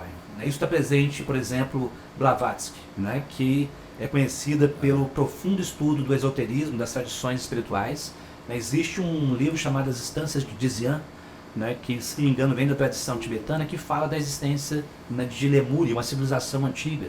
Né? Existem outras culturas que falam sobre isso também. Né? No Havaí, por exemplo, né, os havaianos que vivem lá, alguns, na verdade, os que têm acesso a um conhecimento mais reservado, como, né, os xamãs de lá, que são os kahunas. Né? Existe um deles, por exemplo, que já fez a passagem, mas deixou como Liquero, que é o canal de Klein, né, parte do conhecimento dessa tradição que fala que os havaianos atuais, né, num período antigo, ancestral, eram habitantes de um continente, de um mini continente chamado Lemúria. Né, e que eles tiveram que sair porque esse continente desapareceu sob as águas do mar. Mas aí, segundo o Klein, o Havaí atual seriam os topos das montanhas mais altas do que foi um dia esse continente chamado Lemúria, que existiu há 26 mil anos, né, e que afundou não por elevação do nível do mar, mas por um efeito geológico chamado hotspot, que são bolhas de magma, né, debaixo da superfície, que se esvazia e as massas de terra em cima dessas bolhas vão afundando. Né? Então, segundo o Klein, isso aconteceu há mais ou menos 26 mil anos, e Lemúria existiu durante milhares de anos. Né? Aqui eu estou trazendo informação que não tem como ser comprovada, né, mas que é uma informação que Klein traz como se fosse uma revelação e também um despertar de uma memória ancestral. E nessa civilização inicial, né, existiu uma civilização que foi ensinada por ancestrais que vieram das estrelas. Então isso aí é parte de um mito de criação diferente da maioria das tradições. Sim. Mas se a gente aprofunda, você começa a perceber que a gente pode entender isso. Sim. Se a gente imagina que o ser humano, né, que existem outras civilizações que, como nós, né, que vieram antes de nós, já passaram pelo estágio que nós estamos de evolução e ascenderam para se tornar uma civilização que a gente chama de ascenso, ou seja, com seres humanos iluminados.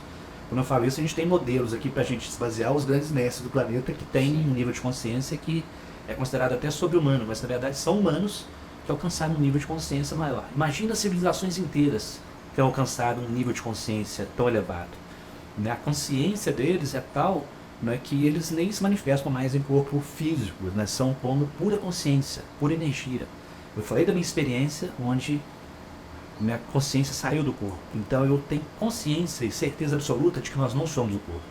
Nós somos consciência, existem planos sutis.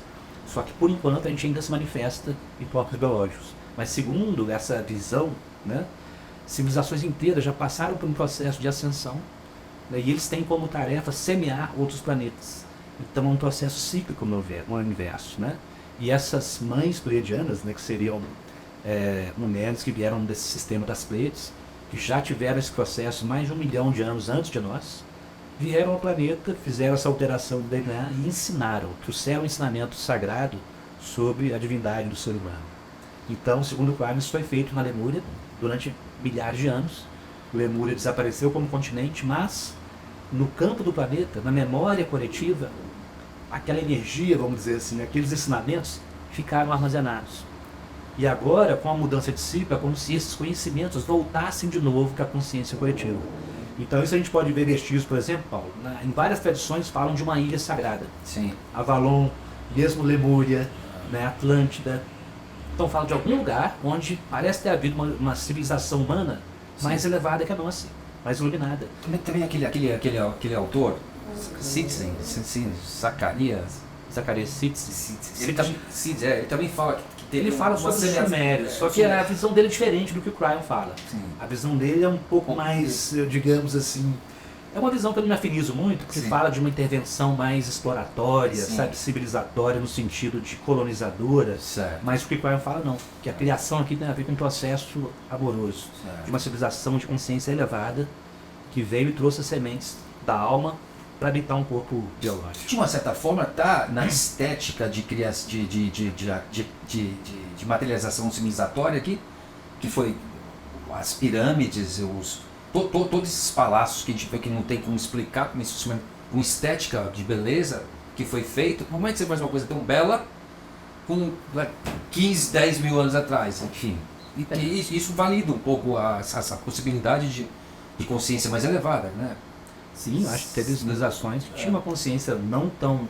Porque a gente associa muitas vezes nossa civilização, elevação com desenvolvimento tecnológico. Mas essas civilizações antigas, elevação era consciência ética, deixando assim, né? Virtude, consciência da alma.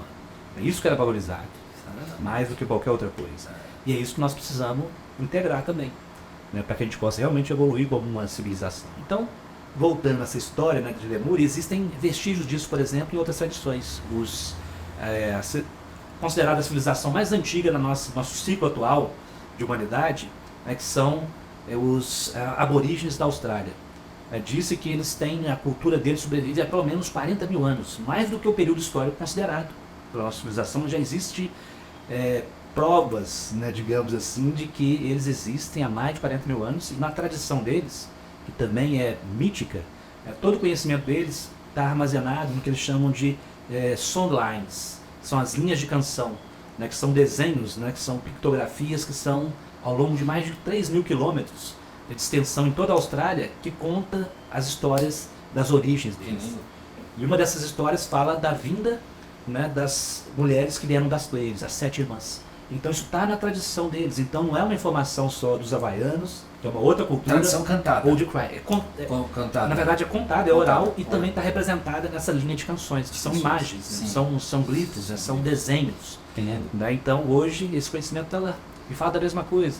É uma outra evidência disso também. Por exemplo, nós somos em Rapa Nui, que é a Ilha de Páscoa. Né? Então lá existem indígenas que moram naquela ilha no meio do Pacífico. Daí nós fomos lá em 2015 e conosco foi junto uma sacerdotisa havaiana, da tradição havaiana, que é a Kahuna Kalei. É uma Kahuna, é uma líder espiritual, guardiã dessa tradição, né, dos havaianos. E ela foi com a gente, e os Rapanui, os indígenas de Rapanui, eles estavam lá e eles prestaram homenagem a ela. Eles não queriam saber da gente. Ela foi a pessoa mais importante do nosso grupo, era ela. Por quê? Eles têm uma conexão com eles, e dentro da tradição deles, da mitologia de origem dos Rapanui, né, inclusive isso está representado na ilha. Né? Então, quem conhece a Ilha de Páscoa é conhecido pelos moais, né? Aquelas cabeças gigantes que estão na ilha. Existem mais de 800, e a grande maioria elas estão voltadas para dentro da ilha, porque representam os ancestrais cuidando daquela ilha. No entanto, existem 7, né, que estão viradas para o norte, na direção do Havaí. E o que os indígenas de lá contam é que aqueles 7, na mitologia deles, é que são 7 exploradores, os 7 viajantes que vieram de uma ilha no norte, né, que supostamente estava afundando, e eles foram enviados lá porque o líder dessa ilha que iria afundar, né, era um líder espiritual, político, muito provavelmente, teve uma visão, né, que mostrava que ao sul existia uma ilha onde eles poderiam habitar. E ele enviou então exploradores para poder descobrir Rapa Nui. Então são esses 7. E eles estão voltados para onde? Para o Havaí. Então isso meio que uma confirmação da história da Lemúria também. Né? Então os lemurianos saíram e foram para outras partes do planeta e levaram sua tradição. Então tudo isso se conecta, sabe? São várias peças, parece uma coisa complexa para quem nunca ouviu isso, né? Mas quando você começa a conectar, tem a ver com a nossa origem, a nossa história, né? Não só como seres biológicos, humanos, como frutos da evolução biológica do planeta, mas também como parte de uma linhagem que é cósmica, né, de civilizações que existiram antes de nós, que hoje está tão presente também em sistemas sobre UFOs, né, extraterrestres, só que é uma temática muito controversa e cheia também de desinformações, porque a gente ainda está no processo de entender tudo isso. Mas muitas culturas antigas falam da relação com as estrelas, ou com os seres que vieram das estrelas. Então isso também é parte do que o Cryon traz. Né? E ele diz que à medida que a gente vai aumentando a consciência, né, expandindo a nossa percepção de nós mesmos e do cosmos, nós começamos a integrar numa comunidade que não é só terreno, é uma comunidade galáctica. Né? Então, Uau, isso é novo, hein?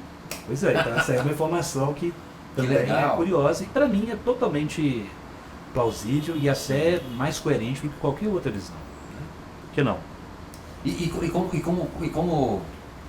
como conviver com dois mundos tão... né? A gente tem esse balanço, porque assim, a agressão à natureza, tudo isso é muito, muito difícil, né, Gustavo? A gente tem que... Exato. Mas você percebe que tudo isso está vindo à tona, né? Porque, então, isso já não é uma coisa que está sendo aceita mais pela população. Legal. Existe conflito de interesses, Legal. mas isso está se manifestando. Né? O fato é que, muito em breve, né, digamos assim, as empresas, né, quem, digamos assim, comanda economias, vão ter que começar a encontrar alternativas. Por exemplo, matriz energética. Muitas montadoras de carros, por exemplo, já tem planejamento de mudar a sua matriz para energia elétrica daqui em 2030, por exemplo. Então é um processo gradual, sabe? É um processo de transição. Então a gente tem que entender isso. Assim, as coisas bem superficiais, assim, que vai ao encontro disso que a gente está falando, acho que o Xavier disse. Se a gente passasse 2019, né, a data limite, passamos essa bagaça, teve o Covid, né, que fez o reboot, né, deu o F5 na humanidade. Agora a gente está aqui solto nessas possibilidades, né, Gustavo? E assim, por isso dessa importância, assim, de estar aqui, a gente está falando disso, porque vamos supor, tem muita gente carente de se apegar a uma informação que de repente é atraída com um tipo de conteúdo desse, né, Gustavo? Sim, e aí, numa hora como essa, assim, a gente tá junto para pensar esse mundo melhor, né, para a gente conseguir, sabe, realmente trazer alimento para esse ambiente de não aceitação mais dessa barbárie de convívio. E é buscar, né, assim, eu acho que a chave para tudo é a intenção pura, né, do ser humano. Primeiro, para mim, é se conectar com uma inteligência maior e benevolente. Né? Então a mensagem do Pai fala disso. Cada um pode se conectar dentro do seu sistema de crenças. Né? 85% da humanidade acredita em uma inteligência maior, algo maior, que é benevolente. Não pode ser algo que reflete a nossa inconsciência, a nossa ignorância. É algo que tem a nos ensinar, que é benevolente, que é amoroso, né, sábio. Cara, essa inteligência ela tem que ser assim, então ela existe. Então quando você se volta e se abre e pede para ser orientado por ela vai te guiar. É isso que o Klein fala, assim, a essência do ensinamento é esse, e que a gente nunca está só. Né? Existe realmente uma presença, né, amorosa e sábia ao nosso redor que nos conduz no caminho. Isso é chave para o processo, para mim, de evolução. Rapaz, é bom escutar isso, viu? Isso é fundamental. Fundamental. Porque a gente começa, às vezes, viajar nos pensamentos e esquece do essencial. Que a gente não está só. Né? Aquilo que eu falei no início. Eu tive a experiência, para mim isso é fato. Para a maioria ainda não é. Né? Mas quando a pessoa se coloca, né, à disposição e aberta para isso, essas coisas se revelam. E aí você começa a ter, né, uma confiança muito maior nesse processo, que é um processo benevolente. A gente começa a fazer parte disso, começa a perceber que a gente faz parte de algo que é muito mais grandioso, muito mais, e que está além da morte, inclusive, transcende a finitude. Eu tive assim, só lembrando assim, dessas nossas buscas, assim, a gente teve a oportunidade de dividir algumas canalizações de Cryon, da borboleta, né, do casulo que vira borboleta, que são metáforas, que são ensinamentos que parecem que são antigos, mas quando você começa a perceber a coerência nesse momento, por que eu estou citando essa metáfora? Porque muito está sendo dito dessa mudança de característica humana que nós estamos vivendo nesse momento. Né? Há quem diz que seria maior do que foi quando o sábio falou assim, I am. Né? Isso tem coerência de falar isso. Porque se você falar assim, nós somos o cosmo, mudou tudo, né? Total. E hoje a gente tem até, assim, a ciência está, digamos assim, as observações dentro da ciência, elas estão começando a se aproximar das tradições místicas, né, do que a gente chama de espiritualidade. Por exemplo, rapidinho, né? Por exemplo, é o conceito de unidade de todas as coisas. De tudo é uma grande unidade. Isso é verdade. Hoje existe um conceito que é entrelaçamento quântico, Sim. né? Que as subpartículas, quando você consegue separar essas subpartículas a distâncias absurdas, Sim. se você mexe no spin de uma, a outra responde instantaneamente. Sim. Mais rápido que a luz. Na verdade, nem tem gap. É imediato, é instantâneo. Isso sugere o quê? Sugere um nível de conectividade, né, num nível muito profundo entre tudo. Então, isso é parte da realidade também. Nós somos uma grande unidade. Se a gente expande isso para a natureza, a gente tem os outros, para o universo, essa é a grande verdade por trás de tudo. Putz, e o que você está dizendo assim, a responsabilidade do teu pensamento, né? Tendo esses vestígios que você está falando assim, de que uma coisa influencia a outra. Nossa, só para falar de mais um ser que faz parte dessa nossa egrégora, como é que chama o nosso amigo japonês que fez o experimento do Masaru Emoto? Masaru Emoto? É uma evidência científica fantástica, né, Gustavo? E é como se fosse uma evidência que mostra, né, a influência da consciência humana sobre a realidade física, a matéria. Né? Exatamente. Então, para quem não conhece, o trabalho do Masaru Emoto ele percebia que em cristais de água, né, se você colocava, por exemplo, num copo escrito amor, no outro copo com a mesma amostra de água escrito ódio, essas palavras elas invocam alguma coisa da nossa consciência. Né? Então, quando você congela aquela água e observa os cristais que tem a palavra amor, tem uma estrutura totalmente simétrica e belíssima. Enquanto que onde está a palavra ódio, existe uma estrutura toda amorfa, caótica, né? Meio que representando assim, né, graficamente, né, o que representa, né, um nível de consciência e outro. Então, mostrando, né, a influência que nós temos a tudo ao nosso redor. Então, essa consciência é importante, é um nível de responsabilidade maior. Responsabilidade não só pelas minhas atitudes, isso também, mas pelo que eu penso, pelo que eu sinto, né, pela forma como eu estou emanando. Tudo isso são expressões de quem eu sou. E isso influencia o campo, influencia o campo. Esse desenho dessas dinâmicas novas de conexão em rede, assim, a gente se propõe, não tem tudo ao mesmo tempo agora, a estar junto com o Farol, né, que é a sua empresa, que é uma empresa de consciência, buscando uma consciência mais coerente, né? Boa coerente, né? Coerência é fundamental. É fundamental. A coerência fala dessa integração, né, de harmonia entre, né, todas as partes. E o teu canal, assim, para quem não conhece o canal do Gustavo, ele é fantástico, assim, eu venho acompanhando tô na trilha do Gustavo aqui há muito tempo e ali se você entrar, você vai conseguir ter subsídio para te dar suporte para essa mudança de paradigma que a gente está vivendo. Isso não precisa nem dizer que a gente está percebendo na nossa biologia. O fato de o Gustavo estar aqui, eu acho que é um valor muito significativo para essa conexão de rede que a gente faz, para estar junto, pensando, visualizando uma alternativa que não seja essa catastrófica, né? As pessoas estão associadas, né, a um nível de consciência e vão procurar aquele tipo de sintonia. É igual rádio. Você tem várias opções, mas a maioria não sabe, por exemplo, de uma rádio, quem gosta, né, que tem uma música clássica. Você pode escolher e sintonizar com aquele tipo de música. E hoje com a internet você tem canais, você tem como sintonizar com um tipo de informação que te leva para essas perspectivas, eu vou chamar de mais esperança e mais consciência e luz também, né, de uma terra que é possível. Né? Mas tem que falar isso com gosto, né? Isso, e tem vários, né? Vários núcleos, como se fossem células mesmo, células, né? Igual usando a metáfora da borboleta, né? Sim. A lagarta, quando ela vai passar pelo processo de transformação, né, ela se transforma como se fosse uma gosma, né? E existem células chamadas células imaginais, que fazem a magia da transformação e começam a surgir naquela gosma, que era a lagarta, e transformam num ser maravilhoso que é a borboleta. Fantástico isso, Isso vai ser uma chamada, vai dar no corte, viu? Células imaginais, de novo, muito bacana, né? Muito bom isso, cara.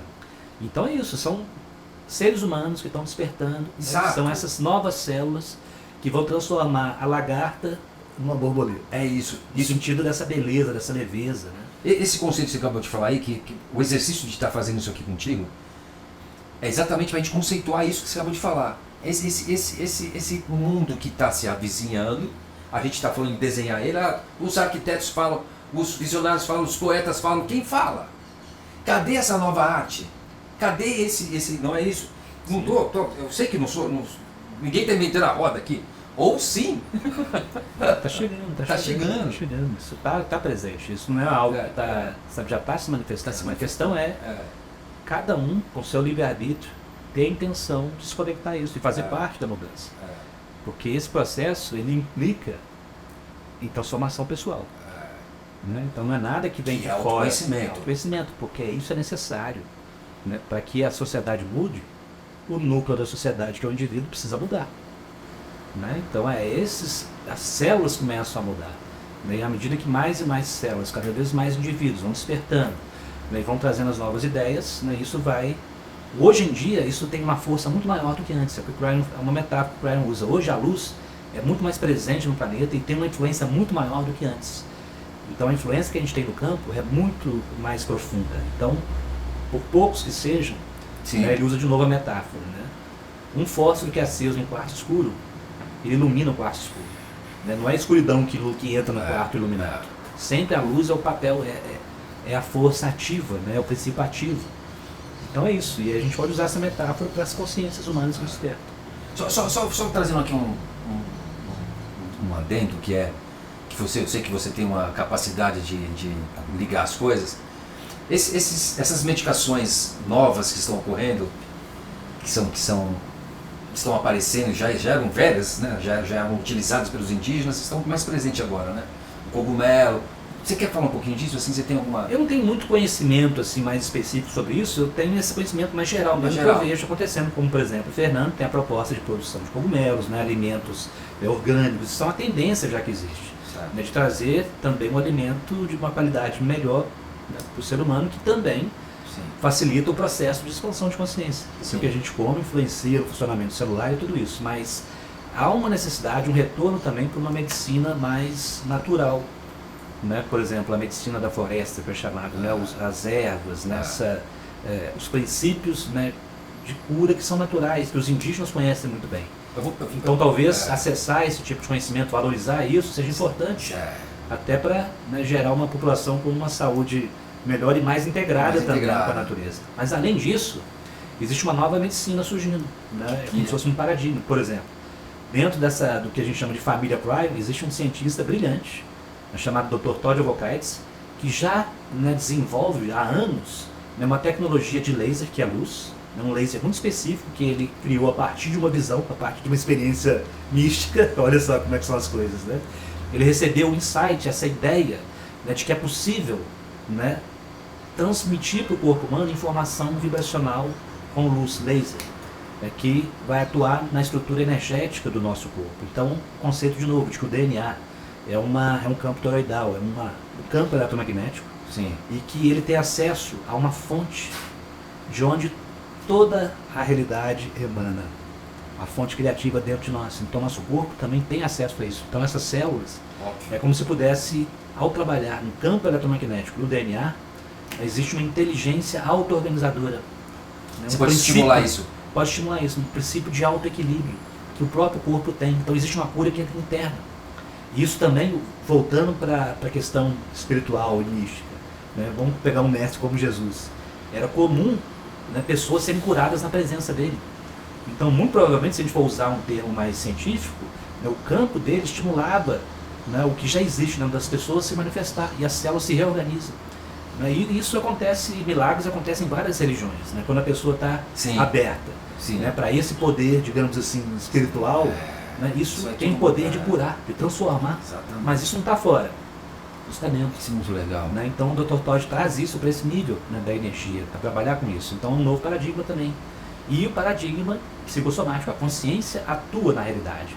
Nós falamos do Masaru Emoto. Imagina uma consciência mais iluminada, como ela atua no corpo.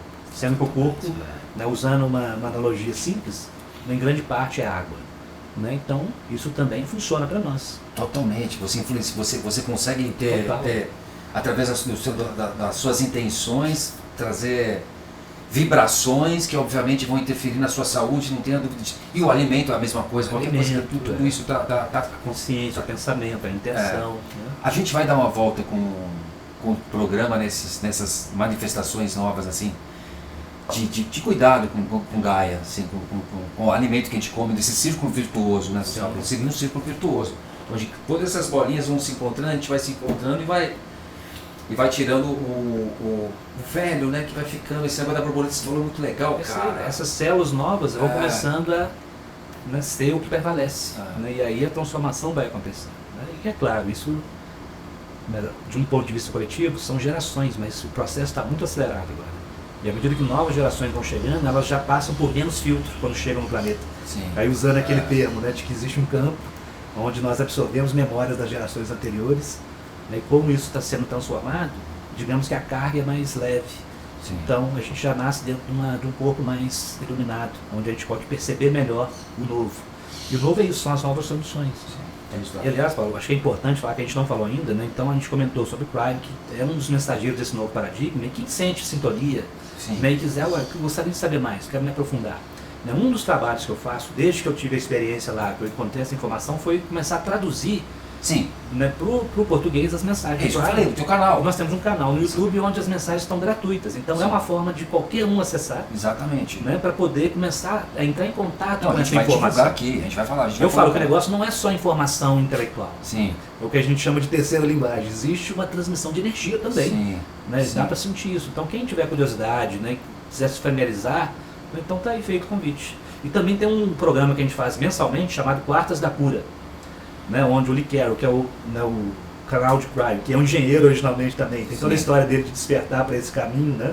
E hoje ele tem um programa, né, que é semanal, chamado Quartas da Cura, né, onde ele apresenta com uma parceira dele, que é a Mônica, e eles sempre entrevistam, né, pessoas que têm alguma relação com cura a partir dessa perspectiva holística. Perfeito. Né? Então toda quarta-feira você tem uma pessoa que traz uma visão diferente, uma nova possibilidade. E nesse programa também existe uma meditação, na verdade um exercício de Crime, né, que a ideia é atravessar a ponte, né, do físico, da personalidade e entrar em contato com a alma. Que é parte de quem a gente é, essa parte multidimensional do ser humano que já tem vários capítulos lá. Vários capítulos, e toda primeira quarta-feira do mês é sempre gratuito. Então isso também fica disponível no nosso site. E as outras, né, para quem quiser aprofundar, aí é um programa que tem um pagamento mensal, uma assinatura, né, para quem quiser aprofundar. E também é isso que patrocina o nosso trabalho para continuar oferecendo. E a pessoa que assinar, que é gratuito. A pessoa que assinar, ela tem acesso a todo o conteúdo. Então, essas Quartas da Cura começaram em agosto do ano 2020, foi quando começou a pandemia, né, e tudo parou. O Lee Carroll viajava, né, e ele apresentava Crime em seminários, né, em conferências, e assim que ele ganhava a vida dele. Né, como tudo parou, as viagens pararam, né, todo o trabalho de Crime começou a ficar online. Né, e essa foi a solução que ele encontrou para continuar disponibilizando gratuitamente as mensagens, mas também gerar recursos para ele continuar se mantendo e continuar mantendo essa estrutura. Né, então, a partir de 2020, esses programas acontecem semanalmente. Então, uma assinatura, e quem entrar, por exemplo, e quiser assistir os programas, fizer uma assinatura hoje de 2 meses, né, ela pode ver todos os programas anteriores. Perfeito. Porque ela acessa toda a biblioteca, tudo que já está disponível. Como é que a gente fala quando a gente vai fazer uma série assim? A gente faz uma jornada, não é uma maratona. Uma maratona, né? Vai fazer uma maratona. Ei, Gustavo, e também tem todo o acesso, muito acesso de canalizações de Crime no seu canal, no YouTube, que de canalizações antigas, de toda a origem, enfim, a pessoa vai ter um vasto... Muito conteúdo. Quem quiser mergulhar, assim, não vai faltar informação, conteúdo e experiência. Até para poder esclarecer, se familiarizando. E à medida que você vai entrando em contato, é que você vai sentindo. E como eu falei, a experiência é mais do que acessar só conteúdo de informação intelectual. É um conteúdo que mexe com a alma, mexe com o ser. Então é importante ter esse tipo de possibilidade, assim, num momento como agora, as pessoas têm de saber que pode existir esse suporte de consciência para cooperar com o entendimento, né? Nós temos, se você entrar no site, você vê os comentários, né, quantas pessoas, né, falam, poxa, minha vida mudou, sabe? A partir dessas informações eu comecei a ver coisas que antes eu não percebia, né, e mudei meus pensamentos, mudei minha percepção do mundo. Hoje eu vejo, né, um mundo, uma possibilidade de um mundo melhor, realmente, no meio da caos. Eu acho que quem for ter acesso a esse conteúdo vai abrir uma porta e vai encontrar, assim, um baú de preciosidade. A pessoa tem que ter E claro, também tem muito a ver com a maturidade de cada um, também a escolha de cada um. Né? Então o livre-arbítrio é fundamental, mas tem pessoas que já estão sendo chamadas para esse tipo de informação que têm afinidade. Né? Então é importante saber que está disponível. Né? Não, e também o que a gente fez aqui agora, através do seu conhecimento, da sua experiência própria, a gente já está fazendo o que esse programa se propõe. A gente visualizar possibilidades de materialização de um mundo coerente. Essa palavra que vamos frisar, um mundo coerente, que o que está acontecendo não é. Não é.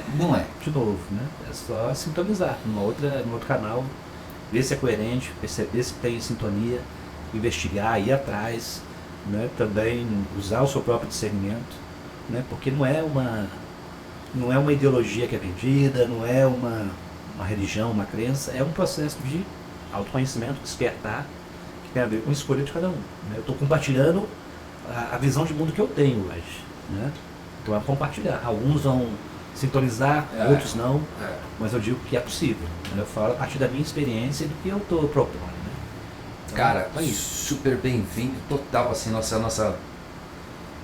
Legal, né? Porque teve um tempo da gente vive, chega um momento que está aqui, está acontecendo aqui agora essa